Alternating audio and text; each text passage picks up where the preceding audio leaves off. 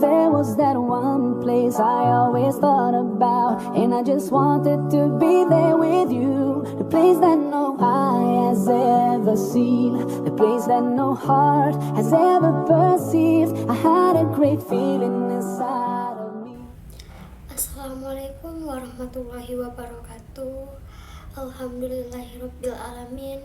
Segala puji bagi Allah Subhanahu wa taala yang telah memberikan kita nikmat iman, Islam dan kesehatan sehingga kita masih dalam keadaan sehat walafiat.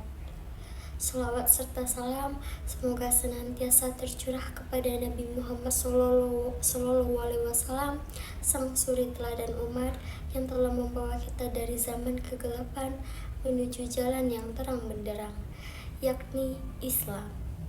Pada kesempatan yang berbahagia ini, izinkan saya menyampaikan ceramah singkat dengan tema mewujudkan dua perisai umat. Yang pertama, puasa adalah perisai.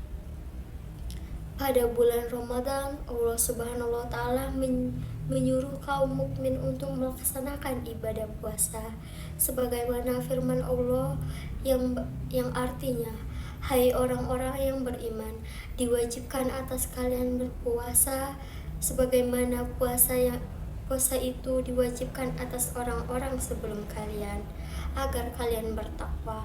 Quran Surat Al-Baqarah ayat 183. Secara bahasa, puasa bermakna imsak atau menahan. Adapun secara syar'i, puasa bermakna menahan diri dari makan dan minum serta jima atau hubungan suami istri sejak terbitnya fajar hingga tenggelamnya matahari. Puasa yang menjadi perisai bagi seorang hamba dari berbagai kemaksiatan adalah puasa yang membentuk pribadi yang bertakwa. Itulah pribadi yang menaati segala perintah Allah dan meninggalkan segala larangannya. Puasa sebagai junnah atau perisai juga bisa dimaknai sebagai pelindung hamba dari siksa neraka kelak di akhirat. Allah Subhanahu wa taala bersabda dalam hadis qudsi yang artinya, Tuhan kita Allah Azza wa Jalla telah berfirman, puasa adalah perisai. Dengan perisai itu seorang hamba membentengi dirinya dari siksa api neraka. Dengan demikian, puasa yang dijalankan atas dasar iman kepada Allah dan semata-mata mengharap ridhonya akan menghantarkan seorang muslim pada derajat takwa. Dengan itu, ia akan terdorong untuk mengamalkan segala perintah Allah tanpa memilih dan memilih lagi. Dengan itu pula, ia akan tergerak untuk meninggalkan semua larangannya, seperti ghibah, berkata-kata kasar dan kotor, meninggalkan permusuhan, meninggalkan kebohongan, meninggalkan riba, zina, tindak korupsi, suap menyuap, pemerasan, dan lainnya. Ketakwaan ini akan terus terbawa walaupun Ramadan sudah berlalu. Yang kedua, imam adalah perisai. Selain itu, semua kerusakan juga terjadi akibat umat telah kehilangan perisai atau junnah yang lain, yakni imam atau khalifah. Dialah pemimpin negara, khalifah yang menjaga dan melindungi umat dengan penerapan ajaran Islam secara kafah. Keberadaan imam atau khalifah juga disebut oleh Rasulullah SAW. Imam An-Nawawi menjelaskan kalimat sesungguhnya imam atau khalifah adalah perisai, yakni seperti pelindung yang mencegah musuh dari menyakiti kaum muslim, juga mencegah sebagian orang dari kejahatan, memelihara kemuliaan Islam, orang-orang berlindung kepada dirinya, dan gentar terhadap kekuasaannya. Perisai inilah yang sekarang hilang. Akibatnya kaum muslim kehilangan pelindungnya. Mereka teraniaya, negeri mereka tercabik-cabik, bahkan satu sama lain saling menyerang dan bermusuhan. Ironisnya, mereka sama sekali tak pernah melakukan permusuhan, apalagi mengorbankan peperangan terhadap entitas Yahudi yang menjajah negeri Palestina. Akibat ketiadaan perisai ini pula, umat kehilangan rasa aman dari berbagai gangguan. Tak ada lagi yang melindungi kehormatan, harta, bahkan jiwa mereka.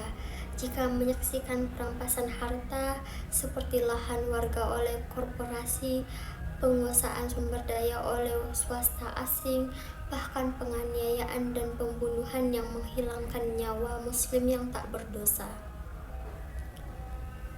Pantas jika Imam Al-Ghazali sampai mengatakan bahwa agama dan kekuasaan bak saudara kembar atau tidak boleh dipisahkan.